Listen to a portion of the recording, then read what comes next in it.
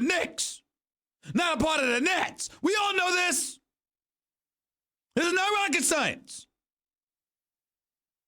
And don't get me started on trying to hope beyond hope for the New York Mets. Why the hell would I want to do that?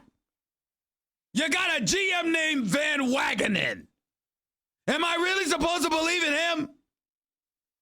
Even though he was right to keep his manager and not tank the season. Mets have been exciting this year, but I digress. My point is, in October, that should be labeled Savior Month in New York, because in October is the 1 month out of the year that we get to sit up there and look at the possibility, the notion of having a championship caliber team represent the New York tri-state area. That would be the New York Yankees. I just want to say, ladies and gentlemen, that as I sit here before you today, I'm proud of the Yankees and the job that they did this year. I want to extend my congratulations with them. Right now, what are they? 2.5 games out of the number 1 seed, battling the Houston Astros for that. The Houston Astros magic number is 3, I believe. Okay. Here's what I need y'all to know in advance.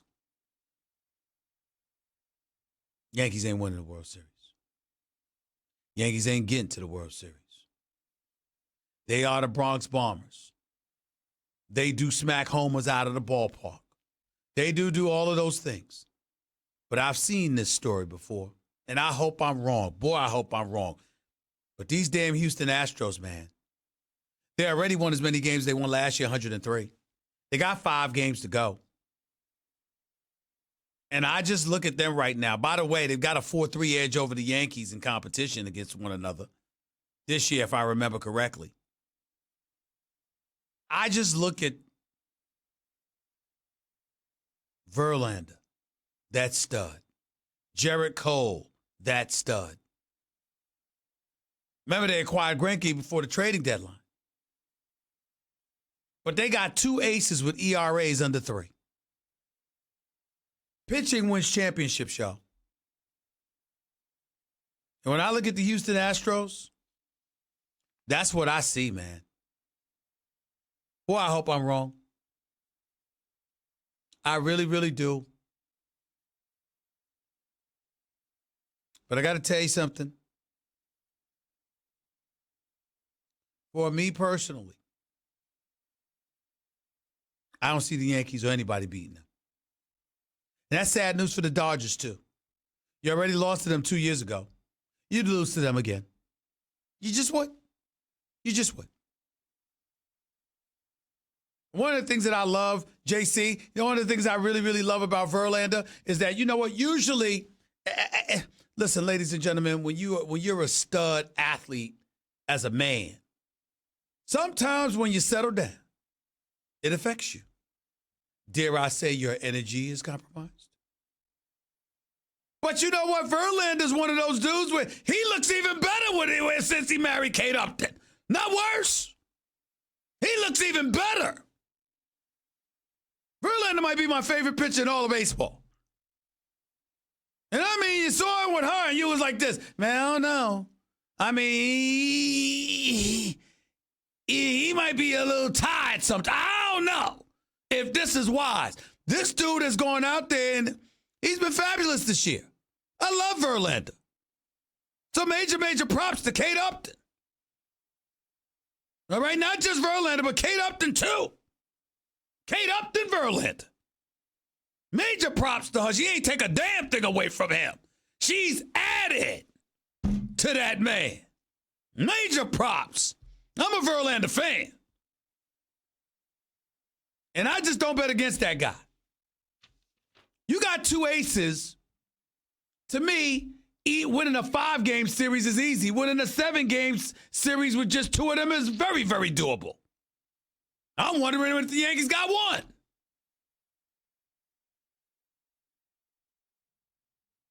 That's just where I'm at with it. And in Germany, I mean, he's out. They're about to announce that he's going to be out for the rest of the year. Domestic violence? Really? 888-SAY-ESPN. It's 888-729-3776. You are listening live to the Stephen A. Smith Show, ESPN Radio, ESPN News. That's just one of the subjects that I wanted to get into today. I want to transition to football. Congratulations to Daniel Jones. Daniel Jones, rookie quarterback for the New York Giants, came on the scene, first career start last week against Tampa, this past Sunday to be exact. Lights out performance by him, threw for over 300 yards, threw for 2 touchdowns, ran for 2 more touchdowns. Spectacular performance on his part for a rookie in his first NFL game. No question about it. Can't deny it. Got to give props where it's due. He deserves all the credit in the world. All I'm trying to say is it's one game. It's one game. Just one. And when I look at this guy, I got to tell you, I want to see him as the season progresses. I want to see what he does. When we really look at Daniel Jones, if we're being totally honest, his placement of the football was great. Some of the passes he threw was absolutely great. Evan Ingram reminded us that even though he's a tight end, he's got wide out speed. Sterling Shepard didn't look bad either. We get all of that. There's no Odell Beckham Jr. there, but it's not like the Giants don't have anybody that can make plays if you put him in the right situation. And Daniel Jones standing in the pocket, flinging that football, sort of got reminded of the fact that the guy's been a college quarterback for 3 full seasons, whereas Dwayne Haskins was only a quarterback for 1 full season. You get reminded of all those things. You look at his size, his ability to see over the line of scrimmage, reading through his progressions, throwing the ball in the right places. All of those things. He deserves a lot of credit. But the biggest thing Daniel Jones deserves so much credit for is because he's done something we haven't seen a Giants quarterback do in the last 14 years, and that's run with the football. Because that's what Daniel Jones can do. He can run with the football. And that makes him formidable. That makes him impressive. That makes him somebody that we simply cannot ignore. All of those things are absolutely, positively true. Absolutely. But there's a flip side. When you sit up there and you talk about him, and you talk about him in the ways that some of my colleagues are talking about him. Ryan Clark reminded us, he said in August, start him. Marcus Spears calling him better than Baker Mayfield right now. It was one game. I kind of need to see more than that. That's just me. I kind of need to see more than that. I'm going to be watching Daniel Jones closely, no question about it. But I think the bottom line is we have to be honest. We're really raving about him. The biggest thing that we're saying about Daniel Jones in a very flattering way is that you are not Eli Manning. That's what we're really saying. We're really saying you're not Eli Manning. That's what we're saying. We can slice it any way we want to. That's what it comes down to.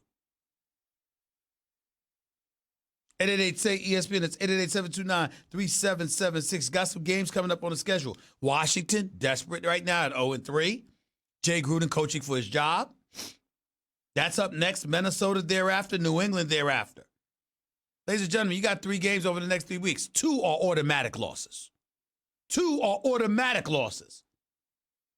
Minnesota and New England, you should not beat them.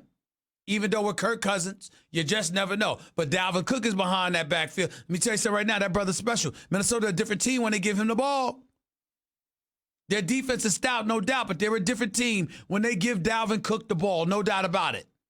But if you're the New York Giants, between Washington, Minnesota, New England, and Arizona, it would be an achievement if you're 500. It would be spectacular if you were 3-1. It would be otherworldly if you were 4-0. It's fairly predictable that the best case scenario is 1-3. I'd say 2-2. I think you could beat Washington and Arizona. And by the way, both of those are home games at MetLife Stadium. So I don't know. It's something to keep your eye on. It's something to watch. It's something to monitor. All those things are absolutely, positively true.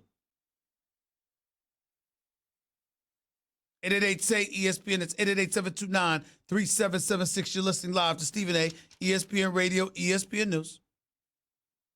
That's one thing we need to keep our mind on. Here's the other. You know, I bring up Jalen Ramsey's name because I want to rehash some things about Tom Coughlin. You see, the news has come down that Jalen Ramsey now has a back issue. And because of that, even though he was scheduled to be at the team facility, he's not necessarily practicing. Doug Marrone in the press conference literally, not figuratively, not presumably, literally was laughing when the reporters were asking him about Jalen Ramsey's back. You know what that means, ladies and gentlemen? We know he's lying. Ain't no damn back injury. That's what they're trying to say. That's what they're trying to say, okay? Ladies and gentlemen, I got news for you. I don't care if he is.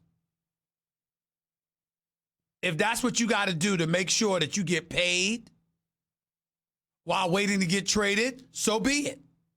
The man made it very, very clear he doesn't want to play in Jacksonville anymore. He made it very, very clear he doesn't like being a player under the stewardship of Tom Coughlin's organization. He's made it very, very clear that he felt disrespected by Tom Coughlin, and he doesn't want to be there anymore. He doesn't have an issue with Coach Doug Marrone, regardless of their sideline spat. His issue is with Tom Coughlin. Now, there are those of you out there that might have a problem with a player flexing whatever figurative muscle he thinks he has.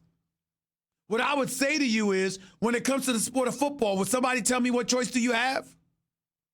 Even though they say he doesn't care about the money, when you got Carson Wentz getting 107 in guarantees, and Jared Goff getting 110 in guarantees, and Ezekiel Elliott getting $50 million in guarantees, and a $90 to $100 million deal overall, and they were 3 of the top 4 picks in that 2016 draft, and number 5 in that draft also happens to be arguably the best corner in football in Jalen Ramsey, and he's only making $3.6 million.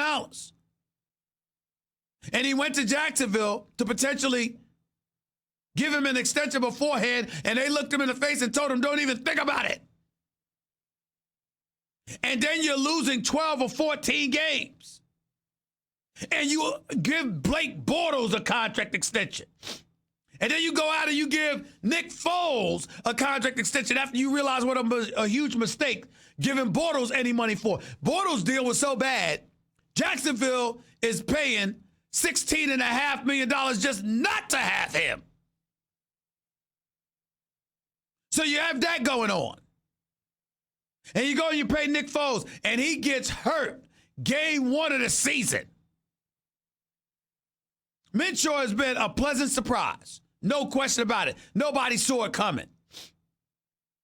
But I would sit here and I would ask y'all to consider something that Jalen Ramsey actually deserves a lot of credit for. He actually deserves a lot of credit for this part.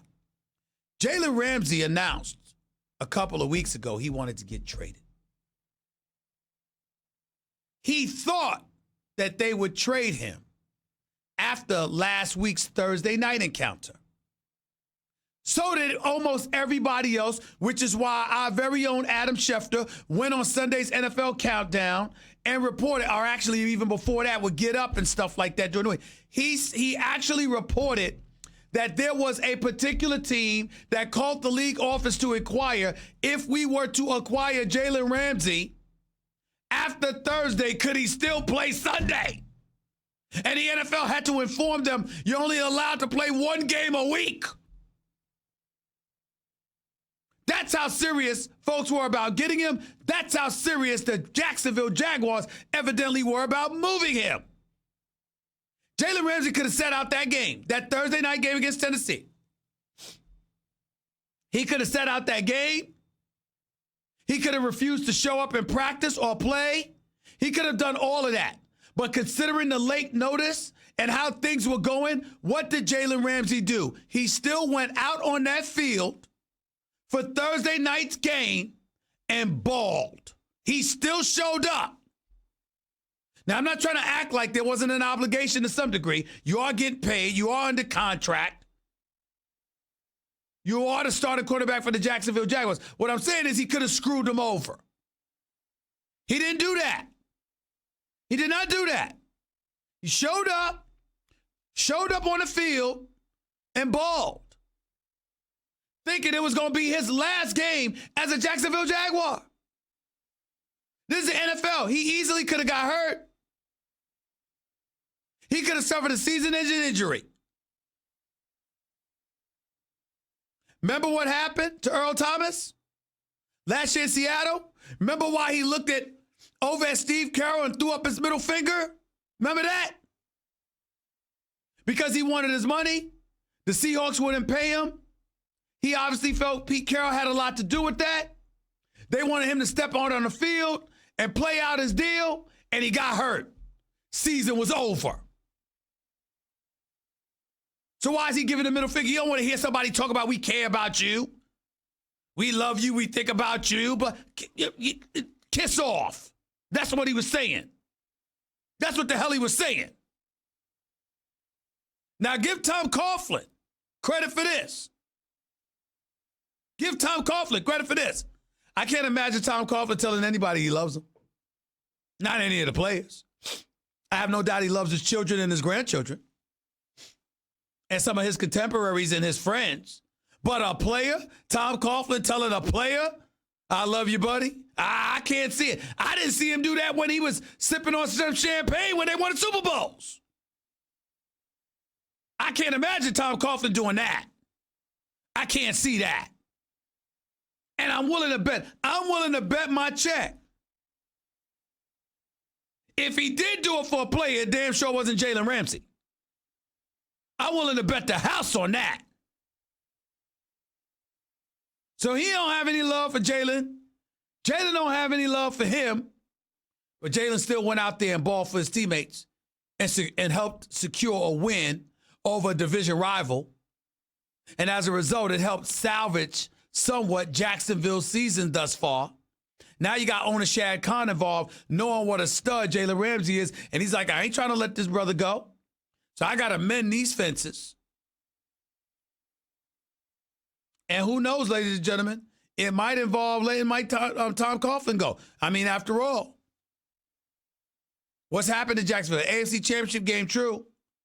Fell apart last year. We're falling apart this year. Can't find a quarterback. Then had your quarterback gets injured in game one.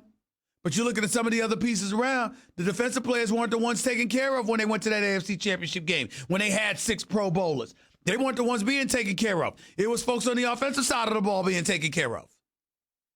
So these are all the things that they're thinking about. And this has a lot to do with Jalen Ramsey's unwillingness to stay in Jacksonville any longer. We'll see how that pans out. My question is, who you siding with, Ramsey or Coughlin? What do you think Shad Khan, the owner, should do? Get rid of Jalen Ramsey and trade him, or get rid of Coughlin? These are the things. Because we remember Coughlin when he was with the Giants. If you 5 minutes early, you ain't 5 minutes early, you late. He was very rigid to the point where Michael Strahan, who loves everybody, didn't like him, at least at one point. Don't get me started with Plexico Burris and others felt. That was what was going on with Coughlin. So how are we to assume that things have changed? 888 say ESPN, it's 888